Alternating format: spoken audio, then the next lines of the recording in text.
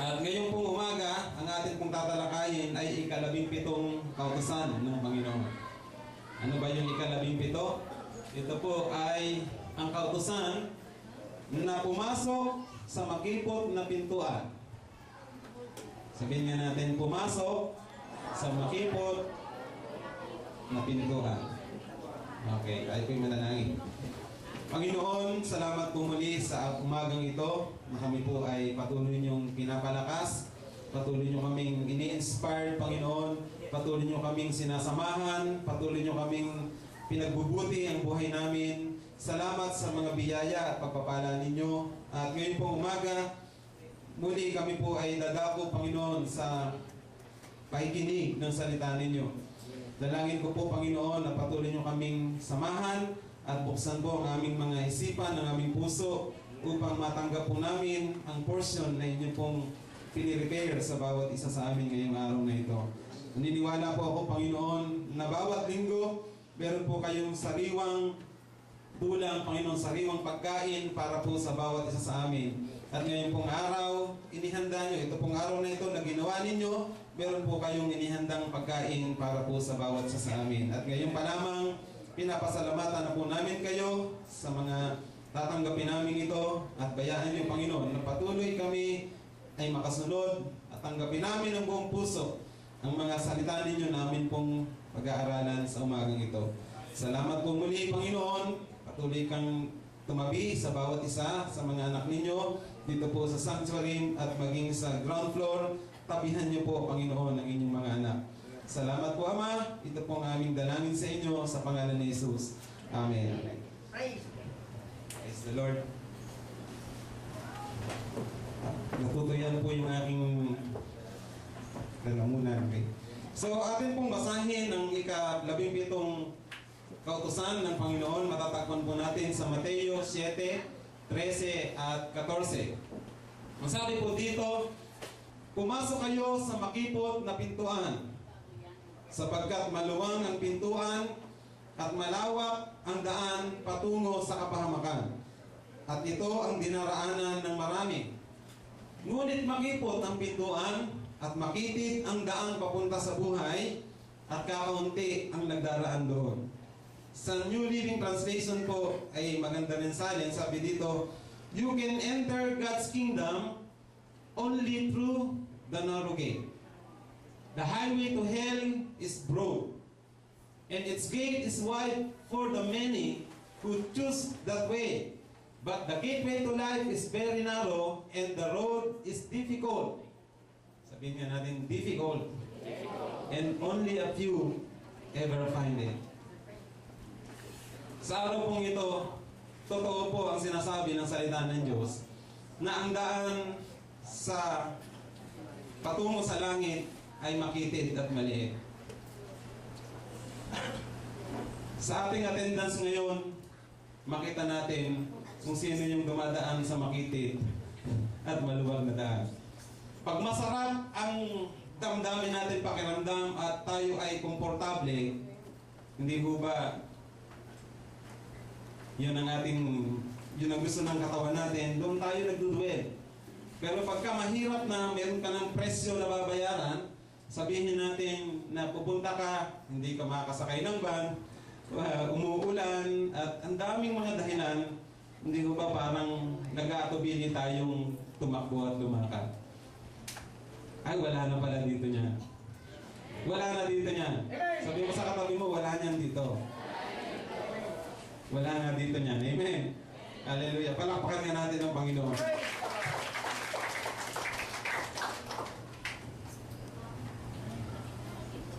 Ang tanong po sa umagang ito, nasasagutin ninyo bago matapos ang mensahe na ito ay ganito. Ano ang landas na tinatahak mo ngayon? Ikaw ba ay nasa makipot o malawak na daan? Paano mo masasabi? Sasagutin niyo yan pagkatapos ng mensahe na ito. Nasaan kayo ngayon? Anong tinatahak niyo? Kayo ba ay dumadaan sa makipot na daan?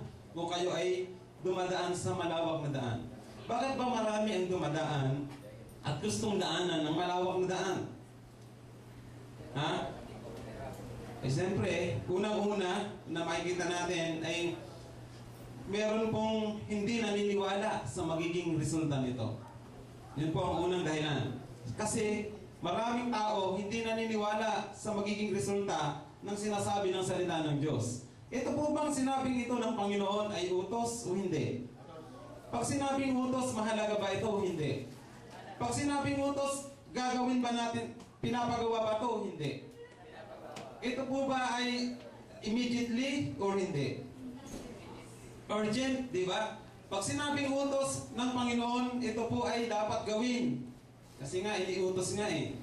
Ang matinding utos nga ng Lord ay pumasok kayo sa makipot na daan. Hindi niya iniutos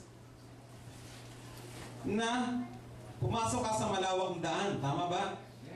Ito po ang mahirap na maintindihan minsan ng mga Kristiyano.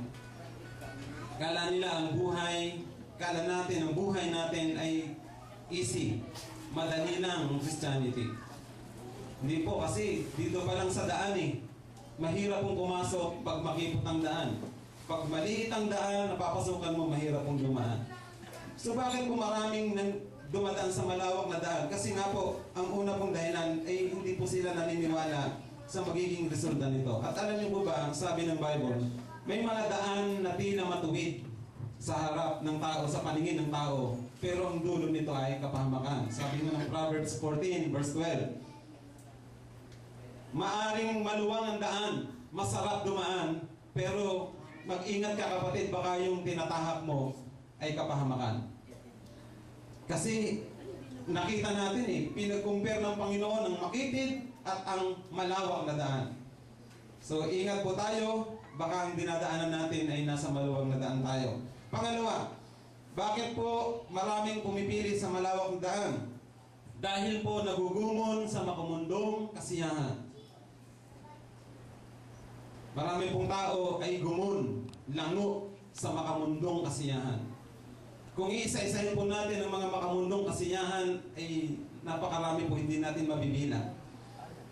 Amin ba? Hindi na kinakailangan banggitin ang mga bagay na ito. Pero ito po ang totoo. Marami ay gustong magpakasasa. Mga tao po ay gusto na aliw sa mga bagay ng mundo. Sabi po ng Proverbs 27 verse 20, ang nasa ng tao ay walang katapusan. Tulad ng libingan, laging naghihintay. Ang libingan ho ay nakaabang lang ho yan sa mga tao na ipapasok doon. Ganon din ho daw ang pagnanasa ng tao. Walang katapusan. Hindi ho nauubos ang kanilang pagnanais. Anumang mga bagay na gusto nila sa buhay, meron na sila nito, gusto pa nilang ganito, hanggang talagang ando na lahat. Pero sa totoo hindi talaga, sabi ng Bible, hindi daw natatapos ang pagnanasa ng tao. So yan po ang dahilan. Pangatlo, natatakot po sila na alimurain ng iba. May mga tao pong takot na i-persecute ng iba. Matakot sabihan o pagsabihan ng iba sa kanilang pananampalataya against their faith. Kaya po sila ay okay na sa kanila dun sa maluwag na daan. Pangapat, panatag dahil sa dami ng kasama. Kasi marami sila dito naman sila dumadaan marami naman kami dito na lang din ako. Hindi ba ganun ang kalakaran? Sabi po ng iba, pag mas marami, sila yung totoo. Pero hindi ho ganun. Hindi ho ibig sabihin na majority, kayo po ang totoo. Sapagkat sa Bible, hindi na sana sinabi ng Panginoon na dumaan kayo sa makitid na daan, sa maliit na daan. Amin ba? Iniutos nga ng Lord to Kaya makikita po natin na ang hindi po ibig sabihin na pag marami tayong kasama doon sa isang bagay, ginagawa natin, ay tayo po ay tama. Kung ito ay hindi naman kalooban ng Panginoon. So ito po, panatag sila. Normally po sa atin, pag marami tayo, panatag ang ating isip. Halimbawa, yung tinuro ni Pastor Jerry nung Sunday, dun sa TCU. Doon sa mga batas trapiko, di ba? naka-stop yung red, yung naka-red yung stoplight, yung mga motorsiklo, walang red, birit ng birit. Tumakbo yung isa, sumunod yung isa, nahuli. Yung pangatlo, sasabihin, kasi yung nauna tumakbo bakit ako lang hulihin nyo? So, parang yung mali, na dapat ay mali, ay parang gusto kang lusutan. Gustong itama yung mali. So, hindi nga pwedeng itama yun Mali nga yun Dapat magbago po tayo ng pananaw sa bagay na ito. Hindi ibig sabihin na marami ang gumagawa nito, ito ay tama. Number 5, tila nasisigil sila sa makitid na daan. Nasisigil, mahirap po talaga. Sabi dito sa Matthew 16:24-25, sinabi ni Jesus sa kanyang mga alagad, ang sino mang nagnanais sumunod sa akin ay kinakailangang itakwil niya ang kanyang sarili. Pasanin ang kanyang krus at sumunod sa akin. Ang naghahangad na magligtas ng kanyang buhay ay mawawalan nito. Ngunit ang mawala ng kanyang buhay alang-alang sa akin ay magkakamit nito. So ito po isang nararamdaman ng tao kapag ka po kaya po siya ay dumatahak doon sa malawak na daan. Ayaw niya ng mga bagay na to kasi itatakwil kong sarili ko, parang paano na? Papasanin ko yung krus, maraming dadalahin, makitid talaga, mahirap yung daan. Kaya po may mga tao na ito po ang tinatahakan, malawak na daan. Ayaw nila na mahirapan, ayaw nila na magpasa ng krus, ayaw nila na pasanin o itakwil ang kanilang sarili. Maganda po dito sabi ng Panginoon, pag naghangad ka na iligtas mong buhay mo, mawawalan ka nito, sabi ng Panginoon. Pero kung ang buhay mo ay mawala para sa Panginoon, ay tunay po na makakamtan natin ang buhay na kung saan ay ibibigay ng Panginoon sa atin. So yan po ang katangian, or ito po ang dahilan kung bakit may mga tao na pinipili yung mas malawak na daan. Lima po yan. Ano po ba ang mga katangian ng malawak na daan? Una po ay maraming tao. Siyempre, yun po yung sinasabi, na maluwang ang daan. Pag maluwang ang daan, mas maraming tao po ang dumadaan dito. At sabi po dyan, ito po yung mga tao na walang inasal kundi matugunan ang hanap ng laman nila. Pangalawa, mga katangian ng malawak na daan, ito po ay madaling daanan. Bakit? Wala kasing pamantayan. Wala hong pamantayan, magaling dumaan at kinagigiliwan po ng karamihan.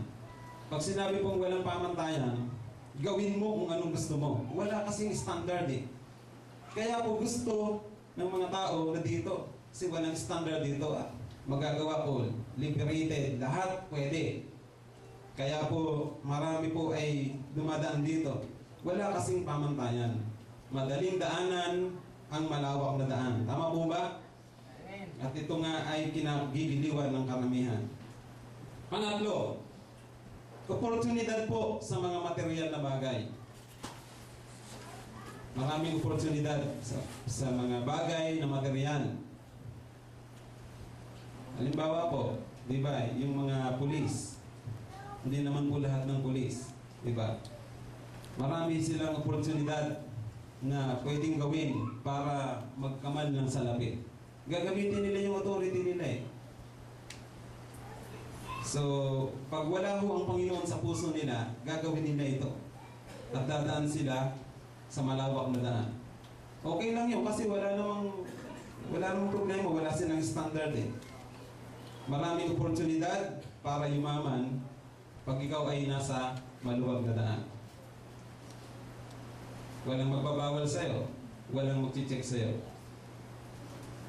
Number 3, nag-aalok po ng oportunidad ang malawak na daan. Pag ikaw ay nasa malawak na daan, nag-aalok ito ng popularidad, ng pagiging sikat. Magiging sikat ka. Kasi marami Marami ang mga tao na hahanga sa iyo pag ikaw ay magaling. So mag-aalok po ito ng papilidad sa iyo. Panglima, abala sa mga kinaaliwan. Yan po ang katangian ng malawak na daan. Abala sa mga kinaaliwan. Ano ba yung mga kinakaaliwan? 4 na P po yan. The 4 P's. Ano po yun? Pagkain, pagtulog, paggala, pagcomputer. Yan po eh. Masarap kasi yan eh. Yan ang gusto ng laman natin. Nung nakaraan po sa katuga.com, ngayon naman 4 P's. Pagtulog, pagkain, paggala, at pagcomputer. Yan po ang mga kinaaliwan ng tao. Mas masaya doon eh, mas masarap doon. Yan po ang pananaw ng tao. Tignan naman natin po ang katangian ng makitid na daan. Mabilis po ba ako? Mabilis po ako dahil mahaba po itong sisend ko sa inyo. Ang katangian ng makitid na daan, una, kakaunti po ang tao. Matthew 7:14, ngunit makipot ang pintuan at makitid ang daang papunta sa buhay at kakaunti ang nagdaraan dito. Kaunti lang po ang tao. Obvious naman po yun eh. Hindi na kinakailangang paliwanag to ng gusto. Pangalawa, tahimik. Pero hindi naman malungkot. Kayo po ba ay yung nakakilala sa Panginoon, isa kayo sa pamilya na kandado, sarado, katoliko, nilunok pang susi, tapos nakakilala kayo sa Panginoon. Nabuksan ang inyong kaisipan, ang inyong puso sa Panginoon. Noong ba kayo nakakilala sa Panginoon, malungkot ba ang buhay nyo? Hindi. Lumungkot ba ang buhay nyo nung nakakilala kayo sa Diyos? Hindi. Hindi. Tahimik lang ang buhay natin. Hindi na kasi tayo nakikialam sa sa gawa ng mundo, hindi tayo nakikibagay sa kanila. Pag may inuman dito, hindi ka dumadalo. O diba? Pag merong session dito, hindi ka dumadalo doon, tahimik ka. Sila maingay sila.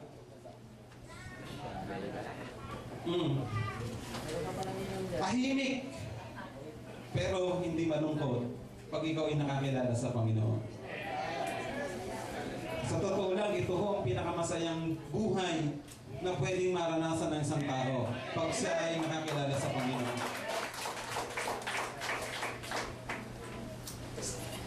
Number, basahin natin sinasabi ng awit. Si Yahweh ang aking pastol, hindi ako magkukulang. Pinapahimlay niya ako sa luntiang pastulan at inaakin niya ako sa tahimik na batisan. Tahimik ang buhay pag nasa Panginoon ka. Kasi ang pastol mo, hindi na ang demonyo. Ang pastol mo, si Lord na. At pag kay Lord ka, sabi dyan, hindi ka magkukulang. Amen? Parang hindi kayo naniniwala eh. Ano mang pinaniniwalaan natin, mangyayari sa atin yun. Pwedeng hindi ngayon, pero baka bukas mangyari sa'yo. Wala hong mawawala kung maniwala ka. Pinapahimlay niya ako sa luntiang pastulan. Green pasture. Sariwang pastulan. Ibig sabihin niya, laging sariwa, laging sagana, laging may buhay, laging masaya ang buhay, laging may bago. Amen. Yan po ginagawa ng Panginoon at inaakay niya tayo sa tahimik na batisan. Kaya po, pag ikaw ay dumadaan sa makitid na daan, hindi po ibig sabihin na tahimik, malungkot ang buhay. Ang saya-saya ng buhay pag nasa Panginoon ka. Sino po dito yung bago lamang nakakilala sa Panginoon? Taas mong kamay. Bago lang kayo tumanggap sa Panginoon. Anong masasabi ninyo? Masaya o malungkot? Masaya. Lalo na pagkasama mo ang mga kapatid mo sa Panginoon. Dati, lilima lang kayo sa pamilya. Ngayon, 100 na kayo sa pamilya. Kasi natagdagan kayo ng mga tatay, mga kapatid ninyo, lahat po nang nakikita niyo yan, kapatid niyo sa Panginoon yan. Iisa lang tatay natin. Kaya po, ang saya-saya pag tayo nasa Panginoon. Pangatlo, mapayapa. Mapayapa po ang buhay na nasa Diyos. Kahit po ikaw ay nasa magulong lugar, pag ikaw ay natulog, mapayapa ka dahil nasa Diyos ka. Philippians 4 verse 6. At ang kapayapaan ng Diyos na hindi kayang maunawaan ng tao, ang siyang mag-iingat sa inyong puso at pag-iisip dahil sa inyong pakikipag-isa kay Kristo Jesus. Ito po ang kapayapaan na hindi po alam at maunawaan ng tao. Na pag na kay Jesus ka, na kay Kristo ka, payapa po ang kalooban natin. Dati, ang gulo ng buhay natin, ang gulo ng isip natin, ngayon po, binigyan tayo ng Diyos ng kapayapaan na hindi maunawaan ng mga tao. At ang makakapag-explain lang po niyan, tayo. Kaya ba natin i-explain yung kapayapaan na nararamdaman natin sa puso natin? Ha? Masasabi ba natin? Hindi natin kayang explain. Ano yan? Tawag dyan. Hindi natin kayang ipaliwanag yung kapayapaan. I think pwede nating sabihin. Masasabi natin ng kapayapaan ng Diyos ay nasa atin.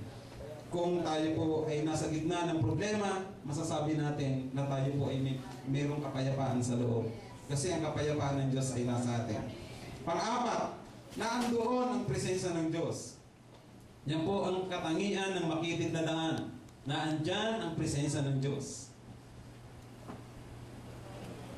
Sabi po ng Bible, sapagkat saan man may dalawa o tatlo, marami ba yan o konti?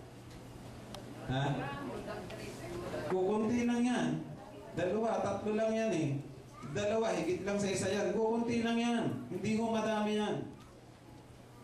Pero ang maganda rito, dadalawa nga kayo, pero nagtipon kayo sa pangalan ng Panginoon, ang Diyos naman kasama ninyo. Yan ang maganda doon. Marami nga kayo, pero wala ang Diyos. Wala akong kwenta yung pagtitipon na yon. Pero kung naandyan, dalawa lang kayo o tatlo, alam nyo namang sabi ng Bible, naroon siya sa gitna natin. Iyon mo ang the best doon. Na dapat nating pasalamatan sa Panginoon. So yan po ay katangian ng makitid na daan. Number 5. Kailangang maging matiisin at maingat. Kailangan daw tayo ay marunong magtiis at maingat tayo. Bakit? Matthew 10 verse 92, kapuputan kayo dahil sa akin, sabi ng Panginoon. Dahil sa pagsunod niyo sa akin, kapuputan kayo ng mga tao. Ngunit ang mananatiling tapat hanggang wakas ay siyang maliligtas. Marami hong pwedeng mag-down sa atin, mag-inganyo sa atin sa masama. Kapuputan kayo ng tao dahil sa paglilingkod nyo sa Panginoon.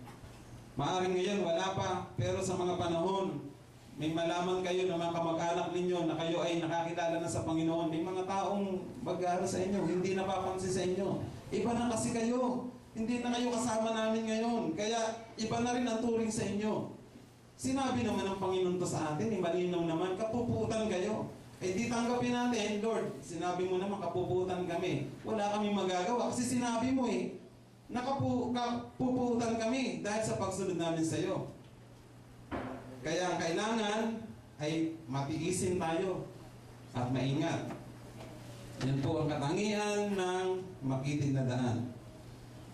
Atin pong tignan ang halimbawa sa buhay ni Abraham at Lot. Sino po sa inyo nakakaalam ng kwento ni Abraham at Lot? Mag-ano ba yung dalawa? Iyo. Ha? Magtiyuhin. Pamangkin niya si Lot. Let's read the scripture in Genesis chapter 15, verse 5, 6 to 18. 5 to 18. Sige po, sabay-sabay nating basahin. Sabayan niyo ako. Si Lot na kasama ni Abraham ay marami na ring tupa, kambing at baka. Mayroon na rin siyang sariling pamilya at mga tauhan. Dahil napakarami na ng kanilang mga hayop, hindi na sapat ang pastulan para sa mga kawan ni na Abraham at Lot. Kaya madalas nag-aaway ang mga pastol nila. Nang panahon ding iyon, ang mga Kananeo at Pereseo ay naninirahan pa sa lugar na iyon. Kinausap ni Abraham si Lot, hindi tayo dapat mag-away at ang mga tauhan natin sapagkat magkamag-anak tayo. Mabuti pa yung maghiwalay tayo. Mamili ka, kung gusto mo sa kaliwa, sa kanan ako. Kung gusto mo sa kanan, sa kaliwa ako. At ang iginalang ni Lot ang kanyang paningin at nakita niya ang kapatagan ng Jordan hanggang sa Zoar ay sagana sa tubig, tulad ng halamanan ni Yahweh at ng lupain ng Ehipto. Nangyari ito nang hindi pa natutupok ang Sodoma at Gomora.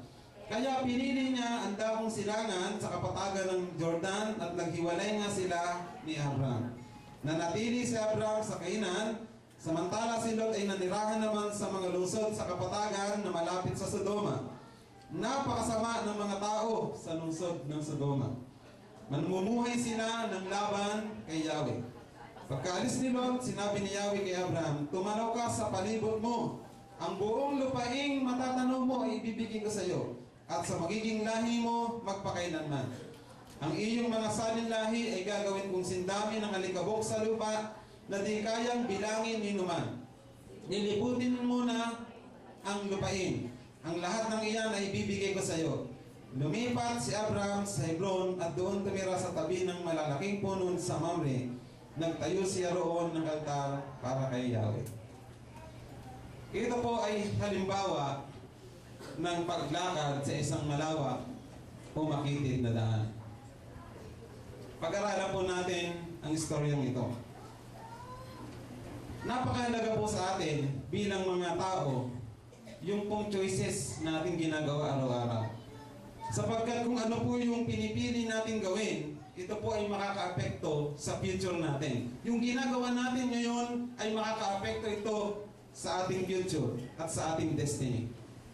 Higit sa lahat, makaka-apekto po ito sa buhay natin kung tayo magkakaroon ng buhay na walang hanggan o hindi. Kaya po ang sabi ng Panginoon sa atin, pumasok kayo. God is commanding us to enter into the small gate and the narrow road. Uneasy, unpopular. Hindi mo madaling daanan ang bagay na ito. Wala po, konti po ang pumupunta dito, konti po ang dumadaan sa narrow road. Kaya po ito ay iniutos ng Panginoon sa atin. Alam niyo ba, lahat po na na-experience ni Lot sa buhay niya na pinili niyang gawin ay pwede rin mangyari sa buhay natin. Pwede bang mangyari to? Amen. Sa panong paraan? Dito po sa istorya na to, makikita po natin ang istorya na kung saan ay nagsasaad po ng destiny ng dalawa. Sige, taray ka na lang.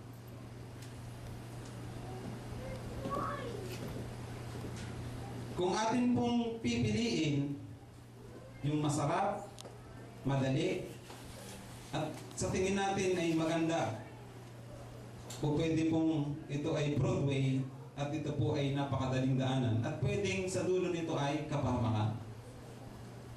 Alam niyo po ang nangyari sa buhay ni Lot. Sino po nakakalam sa inyo? After ng story ng buhay ni Lot, alam niyo ang nangyari sa buhay ni Lot? Yun ang final. Hindi ho si Lot ang naging asin. Sino naging asin? Yung asawa ni Lot ang naging asin. Pero bago ho nangyari yun, marami hong mga daan, no? Pinagdaanan ng buhay ni Lot. Tignan po natin, after ng choice ng napinili niya yung lugar na sa tingin niya ay maganda. Sabi doon, sabi sa salita ng Diyos, nung igala ni Lot ang kanyang paningin, kasi nagkaroon na sila ng problemang magtiyuhin eh. Pakihas na silang pinasagana ng Panginoon, pinadami dahil po kay Abraham, pati yung kanyang pamangkin na si Lot ay sumagana din ang buhay. Alam po natin, nasabi ng Bible, nagkaroon din ng maraming tupa si Abraham, si Lot, dahil ho sa kanyang pakikisama sa kanyang tiyuhin. Kung ano yung pagpapala ni Abraham, yun din ang tinanggap ni Lot, dahil sila po'y magkasama. Katayan po dito, nakita natin sa istorya, nagkaroon na po ng pag-aaway doon sa mga tauhan nila. Siguro yung mga problema nila, saan isusugay yung mga tupa nila, andito yung tupa nila, nag-aaway-aaway sila, wala silang mga paglagyan ng kanilang mga ari-arian, mga kahayupan. Hindi ho ba? So kaya po, yun po ay nagkaroon ng problema sa dalawa, kaya sila ay naghiwalay. At dito po, nakita natin kung ano po ang pinili. Sino po ba ang nagpaubaya sa kanila? Nagpaubaya po si Abraham. Ang sabi ni Abraham, pag ikaw ay pumunta sa kanan, sa kaliwa ako. Pag sa kaliwa ka pumunta, sa kanan ako. At si Lot po, ginawa niya kung ano yung sa tingin niya. Ulitin ko ginawa niya kung ano sa tingin niya ay mabuti para sa kanya. Ano po ang pinili niya? Siyempre, pag ikaw ay pipili, pag binigyan ka ng choices, pipili ka sa dalawang bagay, anong pipiliin mo? Hindi yung maganda, di ba?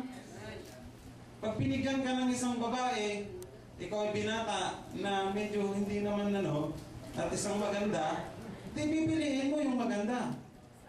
Ganun ang tingin ng tao Ganun tayo tumingin. Tama ba ako mali? Pag pinapili ka ng lugar, ng bahay, kung saan ka titira, pipiliin mo yung magandang lugar. Pag papipiliin ka ng sasakyan, gusto mo brand new, ayaw mo na second hand. Hindi ba? Kung bibigyan ka rin lang, pipiliin mo ay maganda at the best. Pero ito ang problema sa atin.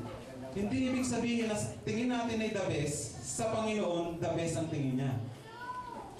Ulitin ko po. Hindi ibig sabihin na sa tingin natin ay maganda, garantiya rin ng Diyos na maganda rin sa Kanya yung tingin niya. Kasi sa tingin ni Lot, masagana ang lupain, masagana ang agos ng tubig, maganda yung lugar, pinagpala yung lugar, pero sa tingin ng Diyos, may Sodoma na punong-puno ng kasalanan. Ayun ang tinitignan ng Panginoon. Pero si Lot, wala siyang pakialam. Pinili niya kung ano yung the best na lugar. Tingin niya, sa tingin niya, ulitin ko, ay maganda para sa kanya. Hello. Andiyan ba kayo? Amen. Ano po ang na-experience ni Lot? The first thing that he did sa buhay niya, after na sila maghiwalay is this. Bago sila naghiwalay, the first thing he did was to look toward Sodom. Ang una pong ginawa niya ay tinignan niya. Saan ba dito ang mas maganda? Saan lugar ba ako dapat? Nakita niya yung parting east sa may Sodom. Ang sabi ko sa Bible ay ganito. Ilagay ba yan? Yan. At nakikinala ni Lot ang kanyang paningin. Nakita niya ng kapatagan ng Jordan hanggang Zoar ay sagana sa tubig tulad ng halamanan ni Yahweh.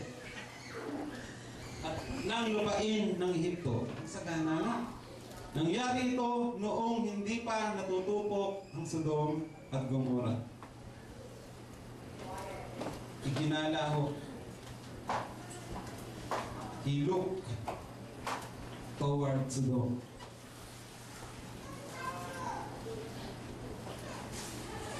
At dahil nung nakita niya yung magandang bahagi ng lupain, ay nagdesisyon siya na ito na pipiliin ko, ito ang best.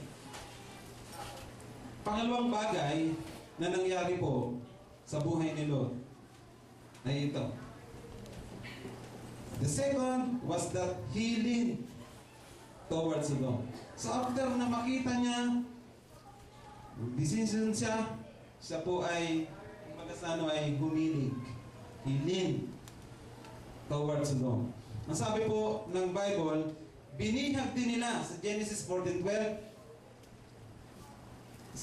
Nanatili si Abram sa Canaan, samantala si Lot ay nanirahan naman sa mga lungsod sa kapatagan na malapit sa Sodoma.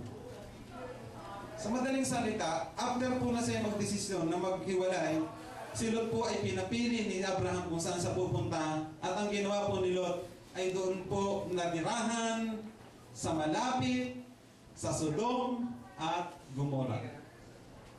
Ano po yung lugar na to? Ha?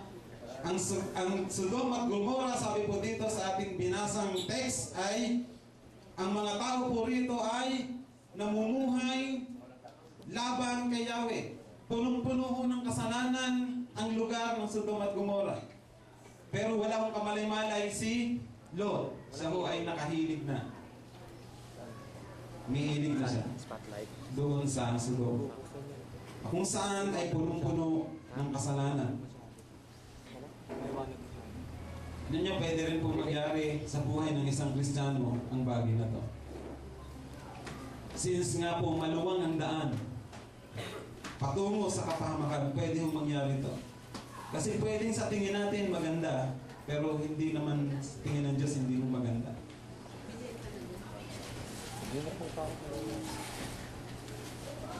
The third,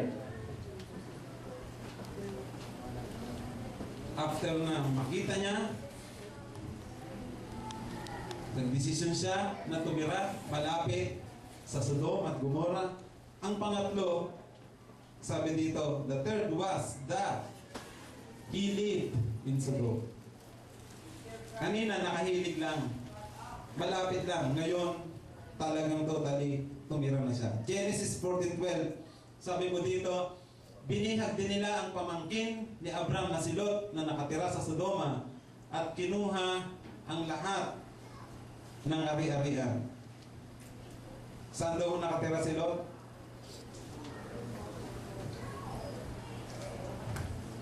Binihag din nila ang pamangkin ni Abraham kasi nagkaroon po ng ng gera 5 versus 4 na grupo. Dinigma po ang lugar ni Lot. At dahil kung natalo sila, yung pong pamangkin niya na si Lot, after nung digmaan nila, ay nabihag po ng mga kalaban. Si Abraham po ay gumawa ng paraan para po mailigtas yung kanyang pamangkin.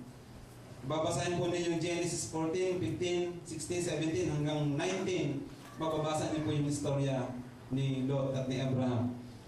So, si Lot po hindi lamang po humilig o nakakita niya yung lugar, kundi siya po ay tumira doon sa Sodoma. Ano nga po yung Sodoma? Ito ay lugar ng punong-puno ng kasalanan, yung lugar ng Sodoma. Ano pong kasalanan? Ano po ang iinisan, kinagagalitan ng Panginoon? Anong klaseng kasalanan ang meron sa Sodom at Gomora? Maraming homosexual. Maraming hong bakla sa lugar ng Sodom at Gomora. Alam niyo ba na galit ho ang Panginoon sa mga ganitong klase ng tao? Kung babasahin niyo po dyan, minsan po ay merong 3 anghel, 3 tao na dumalaw sa bahay ni Lot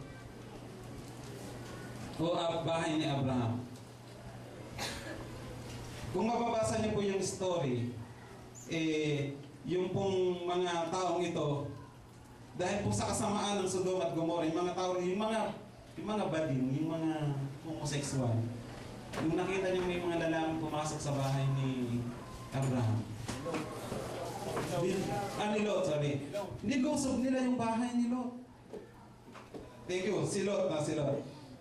Nilusob nila yung bahay ni Lot. At pinapalabas nila yung 3.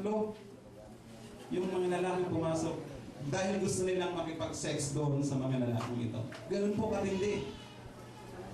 Sabi ko, grabe namang pagkahumaling ng mga taong ito. Grabe.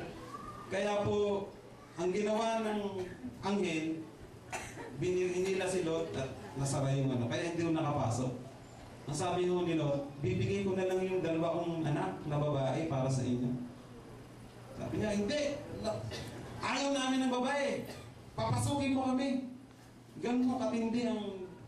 Grabe talaga, hindi ko lubos maisip. Kasi sabi ng Bible, lahat po halos ng mga nagsama-sama, matanda, bata, na mga bakleto, sila ho ay dinuhog nila yung bahay ni Lot dahil ho doon sa 2 lalaki na bisita ni Lot. Hindi ko ma-imagine kung gaano katindi talaga mga taong ito. Ngayon, imagine yung buhay na gano'n. Doon ka titira sa ganung lugar. Sa palagay mo, hindi ka ma-impluwensahan. Maaring sa panahon, sa unang pagkakataon, si Lot po ay wala pong kamalay-malay. Sabi niya siguro, kayang-kaya ko to. Kasi malakas naman ang faith ko, kasama ko naman ng Panginoon. Okay lang, dito ako tumira. Kasi okay lang to. Pero hindi niya alam na ano na siya, na tawag dito, na-influensya na siya noong Sodom at Gomorrah. Yan po, pangatlo nangyari sa kanya, tumira siya sa Sodom. Sa lugar ng mga makasalanan. Sa lugar na kung saan namumuhay ang mga tao laban sa Panginoon. Pang-apat, ano hong nangyari sa kay Lot? Siyempre, dahil tumira po siya doon, nawala po ang testimony ni Lot. He lost his testimony in Sodom.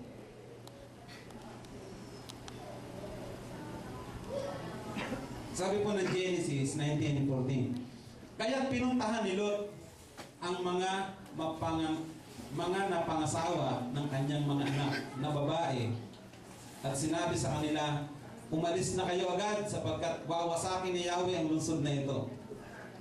Ngunit akala nila'y nagbibiro lamang si Lot.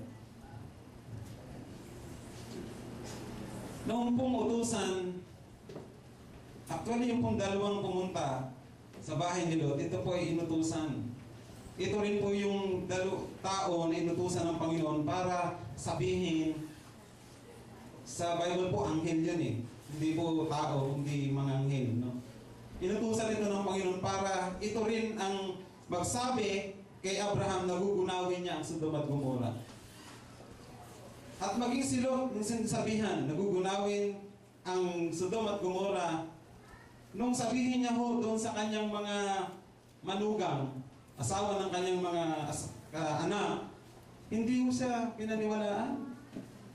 At ang tingin ho sa kanya, nagbibiro lang siya. Ang sabi sa kanila, umalis na kayo, alis tayo rito, pinapaalis tayo ng Panginoon kasi gugunawin daw itong Sodom at Gomorrah. Pero sabi ng Bible, hindi ho, ang tingin ho ng mga manugang niya, nagbibiro lang. Silo. Ibig pong sabihin, nawala na po yung power niya, yung authority niya. Na pag nagsalita siya, susunod yung kanyang manugang. Ang tingin sa kanya sa sinasabi niya ay nagbibiro lang. Nawala po yung testimony. He lost the power of his testimony doon po sa lugar ng Sodom. Ito po ang nangyayari sa buhay ng Kristiyano o ng mga tao na kung saan ay hindi po umaalis. Ano po? At kinagigiliwan na mamuhay doon sa lugar na pinagbabawal ng Panginoon. Sa lugar na kung saan ang mga makasalanan, hindi po sila umaalis. Alam nila na nasa kasalanan sila pero hindi sila umaalis doon. Nawala po ang testimony ni Lot sa kanyang pamilya. Noong pong umalis sila sa lugar, dalawa lang po ang kasama niya. In fact, dalawa lang ang nadala niya. Kasama pala yung asawa niya, bali 3. Asawa niya, tsaka yung 2 anak niyang babae. Yung mga manugang niya, hindi na sumama. Iniwan niya na. Kasi nga, tingin ba naman sa kanya, nagbibiro ka naman, tatay, nagbibiro ka lang, hindi totoo yung sinasabi mo. Gugunawin ng Diyos ito, hindi. Masarap dito. Huwag tayong umalis dito. Paano na yung mga bagay, yung mga kahayupan natin dito, yung mga bagay na inipon natin, mga material, yung bahay natin, paano na? Paano na yung mga kamag-anak natin dito, iwanan natin? Hindi ho sila nakinig sa kanilang tatay.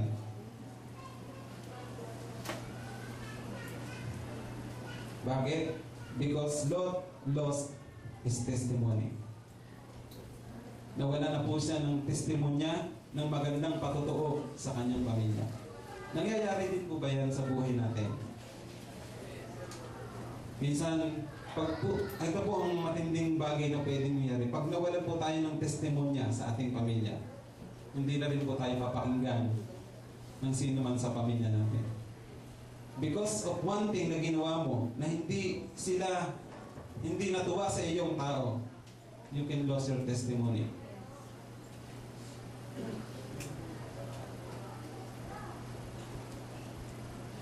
Number 5. The fifth was that he learned the ways of Sodom. Natutunan niya na si Lot, hindi lang sa nanirahan doon, kundi natutunan niya na ang gawi, kung anong kinagawian ng kultura doon sa lugar ng Sodom. Sabi po dito, sa takot ni Lot na manatili sa Zoar, sila ng dalawa niyang anak na babae ay umakyat sa kabululan at nanirahan sa isang yungib doon. Ayaw niya pong tumira doon sa Zoar. Kasi po, nahiratin na siya. Kasi doon siya pupunta eh. Doon siya pinatira. Pansamantala kasi yung request nila. Pero dahil sa takot niya na doon, umakyat sila sa bundok. Kasi ayaw niya doon. Anong gagawin nila doon? Ay masarap doon sa Sodom eh. Kaya mas pinili niya na doon tumira sa kabululan at nanirahan sila sa isang yungib doon. Alam niyo ba ang istorya? Habang binabasa ko, sabi ko, ganito pala naging istorya ng buhay na to si Lot. Nabasa ko po sa, I think, chapter 19, chapter 14 ng Genesis, na ito pong si Lot at yung dalawang anak niya ay kasama niya sa bundok, sa yungib. At dahil wala akong tao, kasi sinulog na yung Sodom at Gomorrah eh. Wala nang natira doon. Pati mga mga asawa nila, yung mga kamag-anak, wala nang natirang tao doon. Ginunaw kasi ng Panginoon yung lugar. At dahil ho sa takot ng dalawang anak niya, na mawala na ho ng lahi sa kanila, maubusan sila ng lahi, dahil wala namang lalaki na sila na lang, tatay na lang niya, tsaka sila. Ang ginawa ho ng panganay na babae, nilasing yung kanyang tatay si Lot. At sinipingan niya. Sa madaling salita, nabuntis ho yung panganay na anak. Bakit? Ang pananaw niya kasi wala kasing tao na. Paano tayo dadami? So sinipingan niya yung tatay niya, nilasing niya ng anak, sinipingan niya, madaling salita na buntis po yung anak niya. Pangalawang gabi, yung bunso naman, nilasing din yung tatay niya at sinipingan niya din yung kanyang tatay, nabuntis din po yun. At yun ho, yung unang panganay, yung pong naging anak niya, ang tawag po ng pangalan niya ay Moab. Ano po ibig sabihin ng Moab? Unwilling to change. Ito po ang pinagsimulan ng lahi ng mga Moabita na kaaway ng bayang Israel. At yung pong doon sa anak niyang isa na bunso, yun naman po ang pangalan na naging anak niya ay yung Bin-Ami. Ito po ang pinagmulan ng mga Ammonites. Moabites, Ammonites, Amalekites, Hittites, Jebusites, hindi nagtatites. Yan po lahat ng mga pinagmulan ng mga lahi na yan.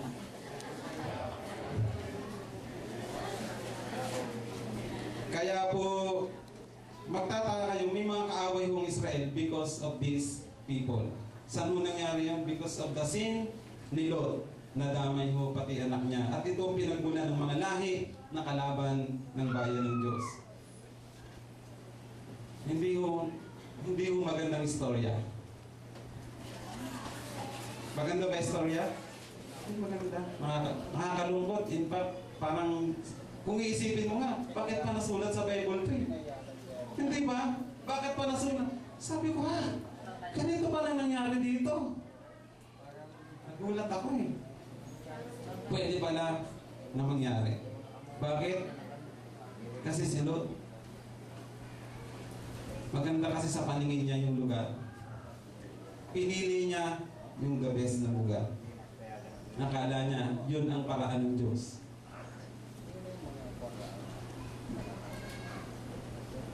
Number 6. The first one is he looked towards Sodom. Second, he leaned towards Sodom. Third, he lived in Sodom. Number 4, that he lost his testimony in Sodom. Number 5, he learned the ways of Sodom. Natutunan niya ang ways ng Sodom. At number 6,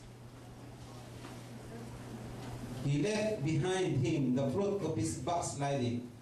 Yun po sinasabi ko sa inyo.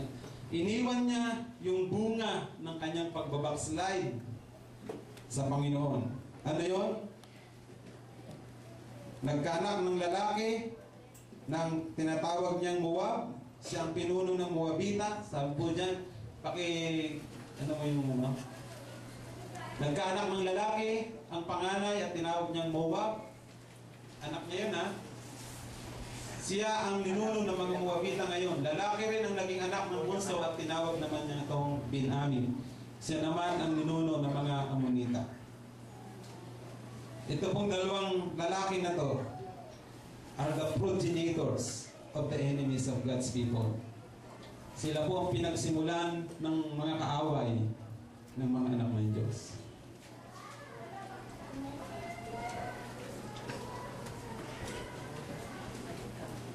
Kalungkot po. Naiwan niya, meron siyang naiwan, pero bunga yun ang pagbabackslide niya. At ito yung mga naging kaaway ng mga anak ng Diyos. Maluwag na daan. Maluwag ang daan. Makipot ang pintuan patungo sa buhay. Patungo sa buhay. So ito po ang pinili ni Lot. Yung maluwang na daan, magandang daan, masarap daanan. Ha? Ito ang pinili ni Lot. At ang kinahinatnan ho niya ay hindi ho maganda. Pero bilang banda, si Abraham, ano ba pinili niya? Pinili niya yung tira-tirahan. O diba? Sa tingin ko, tira-tirahan na lang yung ano eh. Yung pinili niya dahil the best na yung pinili ni Lot eh. So tira-tirahan na lang. Kung baga, wala ka ng choice. Dito ka na lang kasi nasa kanya na yung the best eh. The best land eh. Dito ka na lang, no choice ka. Maraming tuyot, walang tubig. Ito po ang pinili ni Abraham. Mas makitid na daan. Mas manaro. Mas maliit na daan. Uneasy. Hindi mo madaling magkaroon ng produksyon sa pagtatanim. Kung ang lugar na pinili mo na papunta sa iyo ay tagtuyot, lugar na walang katubig-tubig, disyerto, hindi mo masarap doon. Mamuhay doon, di ba? Hindi masarap ang buhay doon. Hindi ka pwedeng magpakasaya doon. Wala doong beer house. Wala doong mga disco pub. Hindi na usin ngayon. Walang computer shop doon. O kung ano-ano pa. Wala doon. Walang Jollibee doon. Walang McDonald's. Walang KFC. Walang inasal doon. Hindi masarap doon sa lugar na pinili ni Abraham. Tira-tirahan nga kasi. Kayo ba gusto nyo tira-tirahan? Pag binigyan kayo tira-tirahan, ayaw natin nun. Hindi ka komporto, wala kang ano yan? Unpopular, unusual. Ba't ito po nakita natin? Kahit po ganun ang kanyang napili, after po na sila ay maghiwalay ni Lot sa buhay, at pinili ni Lot yung kanyang bahagi, yung gusto niya, at pinili ni Abraham yung para sa kanya. After, immediately, they parted to each other. The Lord spoke to Abraham and released His blessing. After na mag-separate sila ni Lot, nagsalita ho ang Diyos once again sa buhay ni Abraham. Kapatid, minsan sa buhay natin, may mga Lot tayo. May mga Lot tayo sa buhay natin. Kaya hindi makapagsalita ang Diyos sa buhay natin. Kaya hindi natin marinig ang tinig ng Panginoon. Kaya hindi natin ma-discern kung alin ang tama at alin ang mali. Because sometimes meron ng lot sa buhay natin. Immediately after they parted, ang magtiyuhin, the Lord spoke to Abraham. Nagsalita agad ng Panginoon sa kanya. At ang sabi ng Diyos sa kanya, ano pong sabi niya?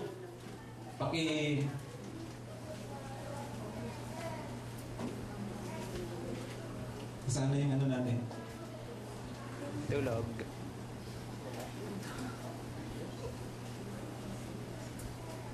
Genesis chapter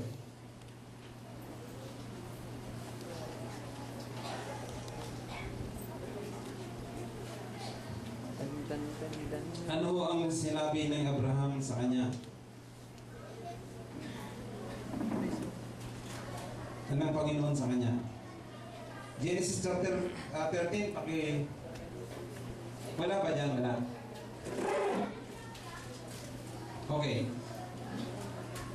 Immediately po nung sila'y maghiwalay ni Lot, ito po ang sinabi, ang na-experience ni Abraham. Number 1. All the land that you will see, Abraham,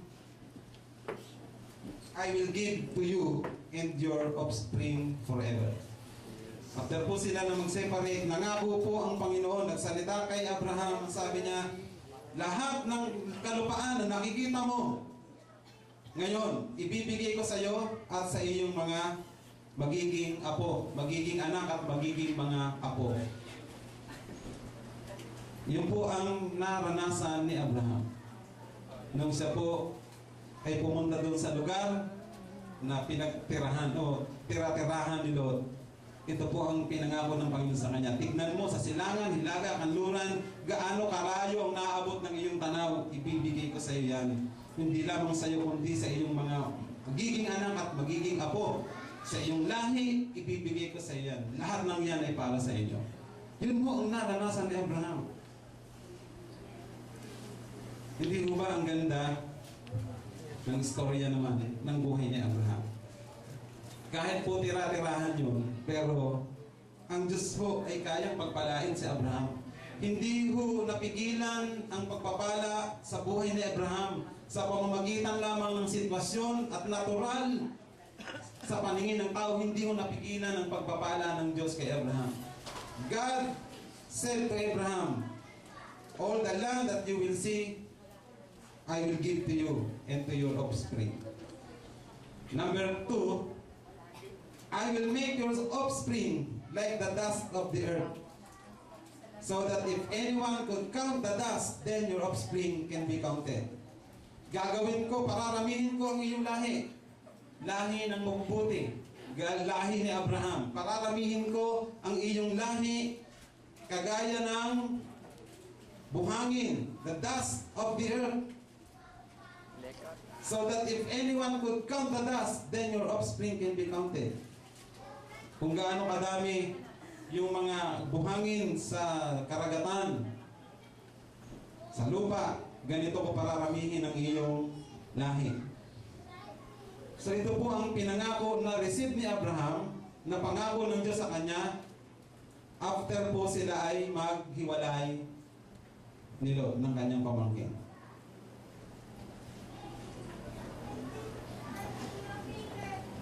Ulitin ko.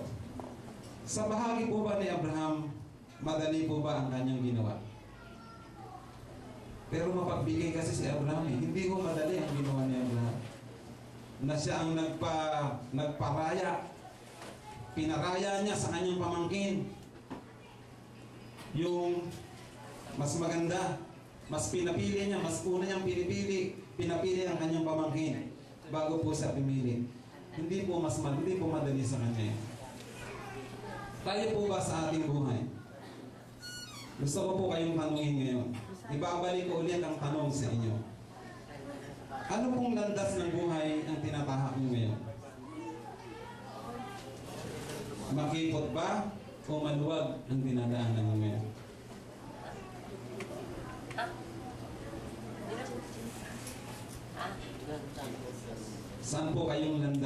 tumatahak?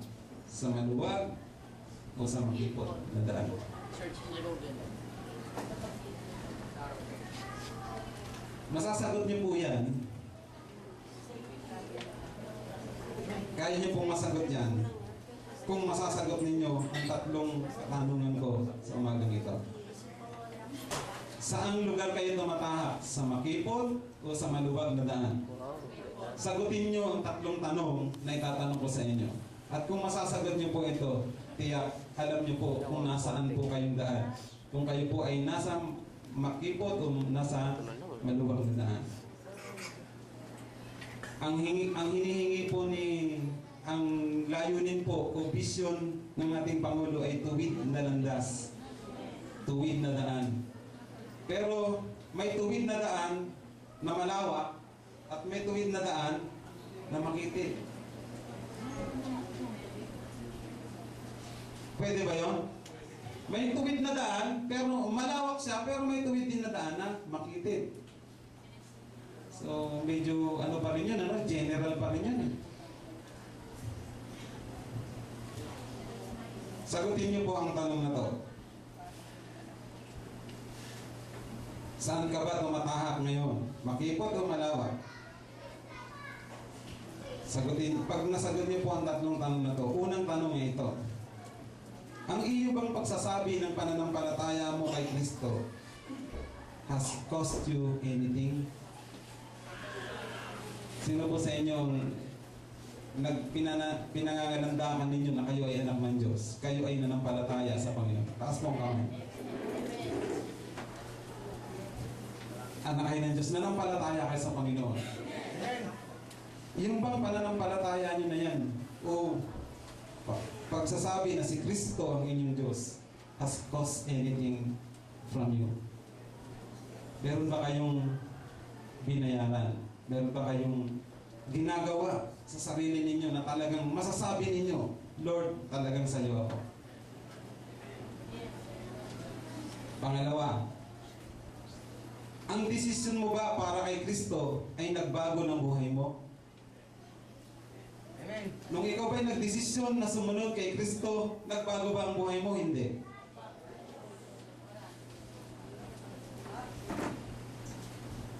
Nasaan ka na ngayon sa paglilingkod mo? That's the second question.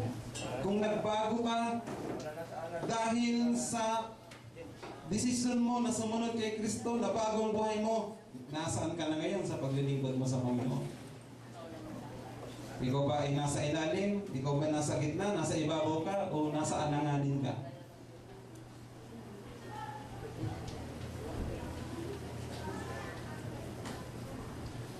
And finally, ano po ang masasabi ni Kristo sa iyo? Kung ang Panginoon ay bababa sa iyo ngayong harapan at kakausapin ka, ano kaya ang sasabihin ng Panginoon sa iyo ngayon? Harap-harapan, bababa ang Panginoon sa iyo ngayon. Kakausapin ka, anong masasabi ng Lord sa iyo? That's the question na dapat nating sagutin.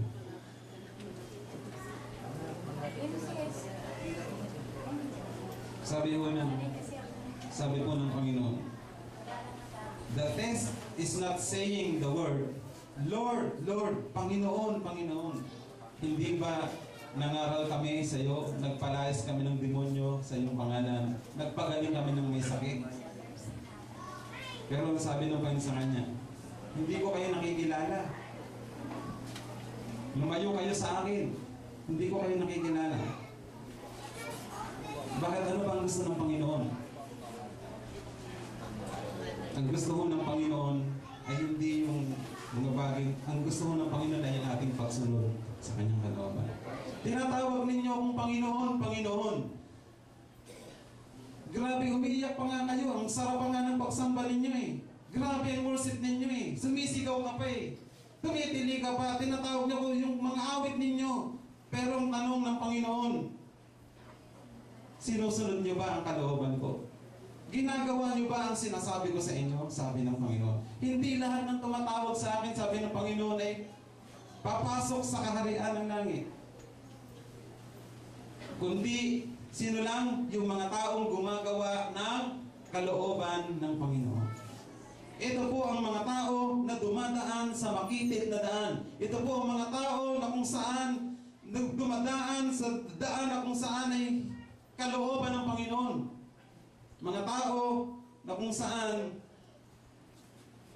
mas nanaisin nila na sundin ang kalooban ng Diyos sa buhay nila kaysa gawin at sundin ang sinasabi ng kanilang sarili. Hindi po natin pwedeng ipanghalili ang sinasabi natin. Ang salita ay hindi pwedeng ipanghalili sa pagsunod. Mas gusto ng Diyos ang ating pagsunod kaysa po sa ating mga sakripisyo. Saan po tayo tumatahak ngayon? Anong landas ang tinatahak mo ngayon, kapatid? Ikaw ba ay nasa maluwang na landas o nasa makitid na landas? Ito pong mensahe na to ay napakasimple.